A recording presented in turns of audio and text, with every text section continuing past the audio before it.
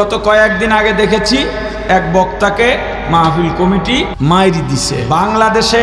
আমার মনে হয় এটাই ফার্স্ট ঘটনা। আমার আর জানা নাই, হয়তো আর থাকতে পারে।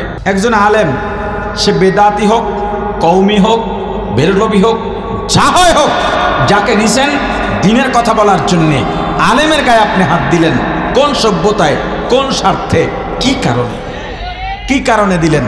আপনি তো টাকা দিয়ে নিলেন, আপনি তো চুক্তি করলেন, আপনি তো তাকে পাওয়ার জন্যে লবিং করলেন, বারবার ফোন করলেন, আপনি তো তাকে পাওয়ার জন্যে বড় আকারে নাম দিলেন, মারলেন কেন? কথা বলে না।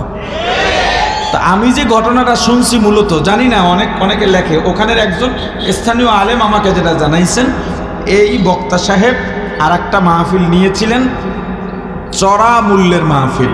ওই মাহফিলে যাইতে পারেন নাই। এই মাহফিলে যাওয়ার পর ওই কমিটি এখানে আসছে, বর্তমান কমিটিরও কোনো কারণে ক্ষোভ ছিল, দুই কমিটি মিল্লা এরপরে মাইর দিছে। গেল কমিটির ব্যাপার। বক্তা সাহেব একটা মাহফিলে যাওয়ার জন্যে এইভাবে কেন বলতে হবে?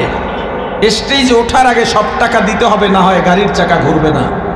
আর মিয়া, বাংলাদেশে কুয়াকাটার চাইতে বড় হাদিয়া তো কেউ পায় নাই।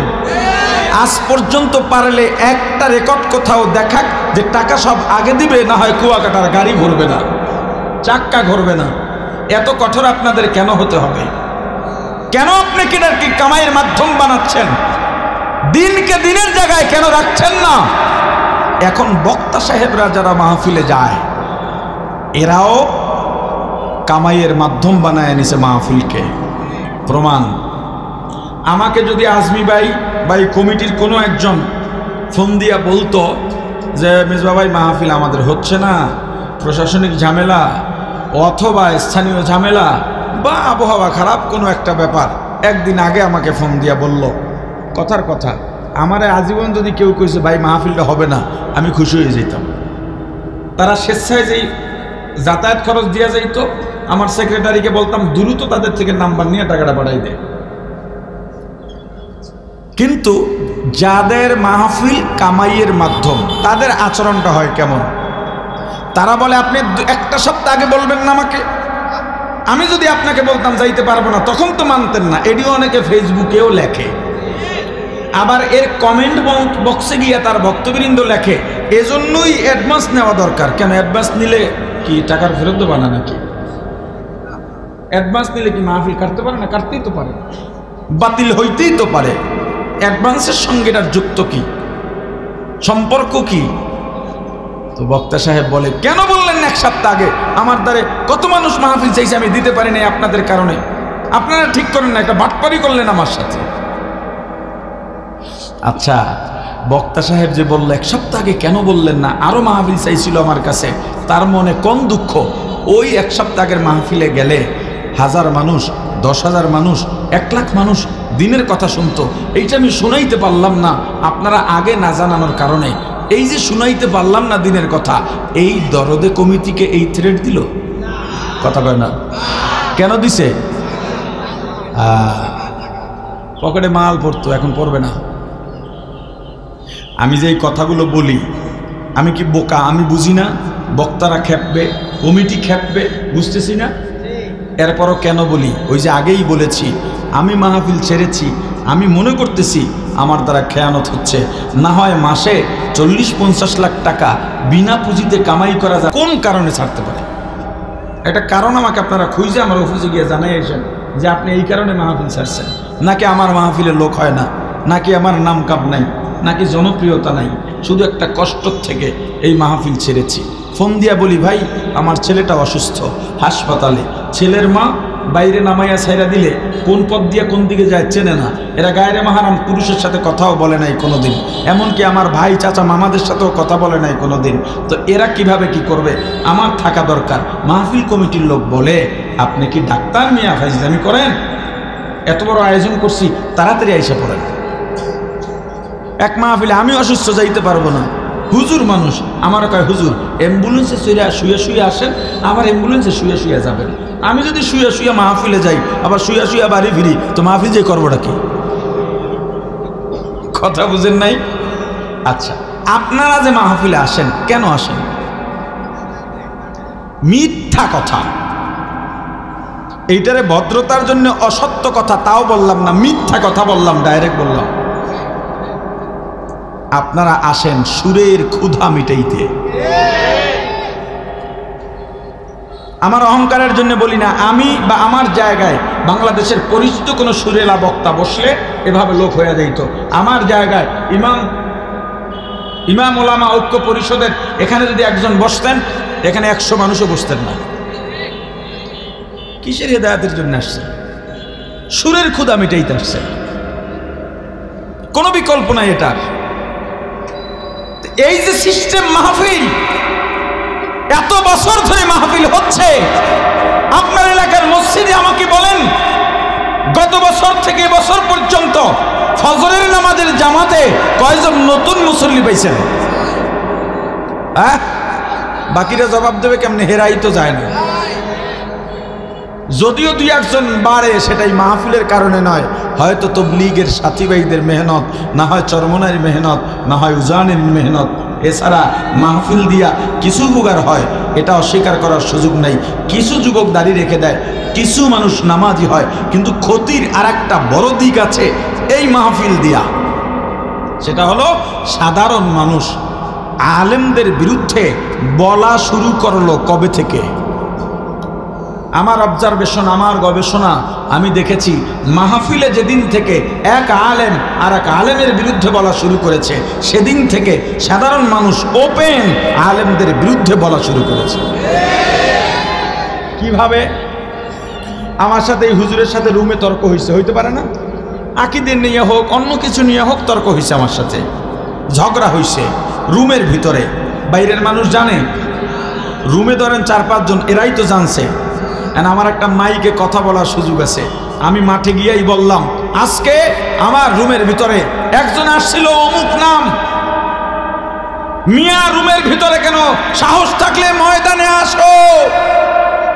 কথা কয় না, এমনি এমনি এমনি আসবে না, সাহস থাকলে ময়দানে আসো। ঘরের কথাটা বাইরে আনলো কে? কথা কয় না। স্পেসটা পাইল কোথায়? মাহফিলে। কোথায়? মাহফিলে। এখন আমি যখন এটা বললাম, ধরেন নাম বললাম আব্দুল্লাহ, এখন আমার ভক্তবৃন্দ নাই, তারা নেটে সার্চ দেয় আব্দুল্লাহ কে, এরপর ছবি পাইছে, পাওয়ার পরে ছবিটার মাঝে দিয়ে একটা লাল ক্রস দেয়, দিয়ে এরপর ফেসবুকে দেয়, বেটা আব্দুল্লাহ, মেজবার সমালোচনা করা সহজ, একজন মেজবা হওয়া কঠিন। এরপর আর এক ভক্ত এসে লাগে, খোঁজ নিয়ে দেখ বেটা, এটার জন্মের ঠিক নাই। আর একজনে লেখে, এগুলো আলেম টালেম না, মিলাদ টিলাদ কইরা চলে। এখন এই আব্দুল্লাহর কি 2-1 জন ভক্তবৃন্দ নাই? কথা কয় না। হেগো তো আর আমার ছবি অত সার্চ দিয়া খুঁজতে বাইর করা লাগে না, লেখলি আইয়া পরে, ঠিক না? এরপর তারাও আমার ছবি বাইর করে কোরস দেয় 5টা, দিয়া কয়, মিয়া আপনার মতো মিসবা গলা বেচ্চা খান, গলা কাটা বক্তা। একজন আব্দুল্লাহর ওজন জানেন? তার সামনে ইবারত পড়তে পারবেন? আপনার ইতিহাসও আমরা জানি, 1 লাইন পড়ার যোগ্যতা নাই, গলা বেচ্চা খায়, আবার আব্দুল্লাহ হুজুরের বিরুদ্ধে বলে। এখন আমার ভক্তরা আব্দুল্লাহ সাহেবের বিরুদ্ধে বলল, আব্দুল্লাহকে তারা চেনে? কেউ যে বলল এর জন্মে সমস্যা আছে, তারা কি আসলে এটা জানে? কেউ বলল এ মিলাদ পইরা খায়, তারা কি আসলে এই ব্যাপারে, তার ব্যাপারে জানে? তাহলে তারা বলল আন্দাজে আব্দুল্লাহর বিরুদ্ধে, আব্দুল্লাহর ভক্তরা মেজবার বিরুদ্ধে বলল, তারাও জানে না, আন্দাজে। এইভাবে শ্রোতাদের মাঝে একটা রিউমার ছড়ায়া যায়। আর এই বাংলাদেশের স্টেজ থেকে যখন এক আলেম আর এক আলেমের বিরুদ্ধে বলা শুরু করে, ইউটিউবার তোমরা রাগ করো না আমার উপরে, এরা পর্যন্ত আলেমদের গিয়া উস্কানি দেয়, হুজুর এইটা বলেন, হিট হয়ে যাবে। কিরে, ঠিক কইছি না? আমাকে বলেন, এই মাহফিলের সংস্কার দরকার আছে না নাই? আরো জোরে বলেন। এই মাহফিলের সংস্কার শুধু দরকার না, অবশ্য করণীয়। আজকে মাহফিলের ময়দান হতে পারত বিপ্লবের সবচেয়ে বড় ক্ষেত্র। আমি মাঝে মাঝে আফসোস করি, আওয়ামী লীগের যে সমাবেশ হতো, এই সমাবেশে আওয়ামী লীগের লোকেরাই যাইতো, বাইরের কোনো দলের লোকেরা যাইতো না, 2-4 জন দেখার জন্য যাইতো। এরপরও নিজের দলের লোকদেরকে এক জায়গায় জড়ো করার জন্যে বিরিয়ানির প্যাকেট, আসা যাওয়া ভাড়া, দৈনিক লেবারি টাকাও দিয়ে দিত। এরপরও মাঠ ভরতে পারতো না।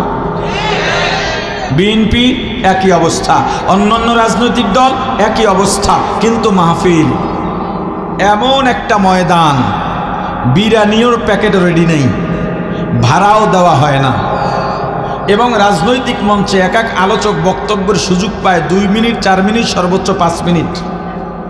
2-4 মিনিটে মানুষকে কি বুঝাইয়া বলা যায় বলেন? মাহফিল ময়দানে সব দলের মানুষ আসে। কিসের আওয়ামী লীগ আর কি বিএনপি, চরমোনাই বা তবলিগ, সুরেশ্বর বা আড্ডসি, সব ধরনের মানুষ মাহফিল মঞ্চে মাহফিল ময়দানে বসে। একজন আলেম 2 মিনিট আর 5 মিনিট নয়, 1 ঘন্টা 1.5 ঘন্টা কোরআন সুন্নাহর আলোকে বুঝাইয়া বুঝাইয়া সুন্দর করে কথা বলার সুযোগ পান। এই জায়গা থেকে তো ইসলামী বিপ্লব ঘটে যাওয়ার কথা ছিল। অথচ এত সুন্দর ময়দান, এটা তো বাংলাদেশের জন্য নিয়ামত। মাহফিল বিশ্বের অন্য কোথাও এইভাবে মাহফিল করার সুযোগ নাই, এইভাবে দিনই দাওয়াতের কোনো মাধ্যম নাই। বাংলাদেশে এত সুন্দর মাধ্যম থাকার পরেও মাদ্রাসা মসজিদের ভেতরে নামাজি বাড়ে না কেন? নাস্তিক্য পথ থেকে মুসলমান ফিরে আসে না কেন? এত ওয়াজের পরেও ইমাম সাহেবের সবাই ভালোবাসে, মেম্বারিতে দাঁড় করাইলে ইমাম সাহেব ভোট পায় সর্বোচ্চ 5টা। তো সংস্কার কেমনে করবেন? সম্মানিত ওয়াইজিনে কেরাম যারা আছেন, আমার ভাই, আমার বন্ধু, বড় ভাই, ছোট ভাই যারাই আছেন, মনের প্রশান্তি কোথায় আসলে? এক লোক 20 বছরের ট্রেনের ভাড়া দিয়া দিয়েছিল বিবারিয়ার, সম্ভবত কয়েকদিন আগে এটা নিউজের শিরোনামে ছিল। সরকারি খরচে চলছে, তার বোধ ফিরে এসেছে, যেটা আমার ঠিক হয় নাই, এটা মানুষের হক ছিল। 20 বছরের পুরা ভাড়াটা একসাথে দিয়া দিছে। এই খবর আপনারা জানেন নাই না? আচ্ছা, এই যে বোধ ফিরে আসা, এইটার ভিতরেই শান্তি।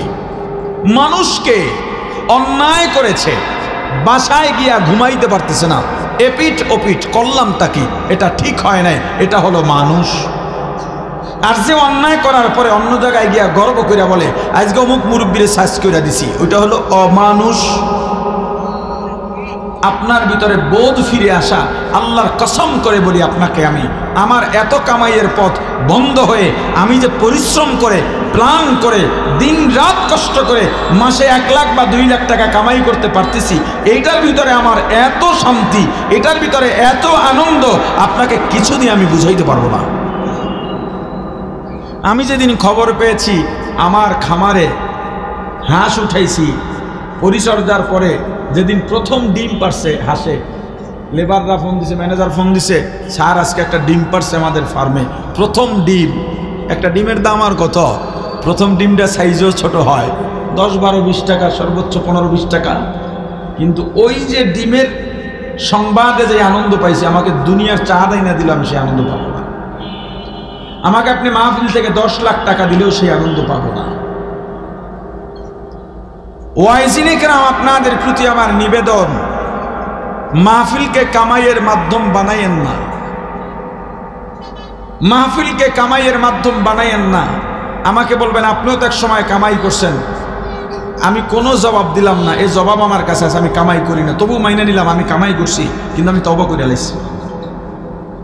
আমি বাহাজে গেলাম না, আমি মাইনা নিলাম, কিন্তু আমি তওবা করে ফেলাইছি যে এটা ঠিক না, এটা আমার দ্বারা খেয়ানত, আমি এটাকে পেশা বানায় নিছি, এটা হইতেই পারে না। আমি সমাজকে সময় দেব, আমি আমার এলাকাকে সময় দেব, স্ত্রী সন্তান আত্মীয় স্বজনের হক আছে, তাদেরকে সময় দেব।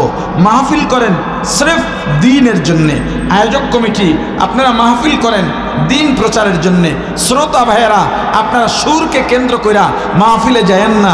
ওলামায়ে কেরামের প্রতি আহ্বান, আপনারা এলাকার মানুষকে বুঝাইতে সক্ষম হন।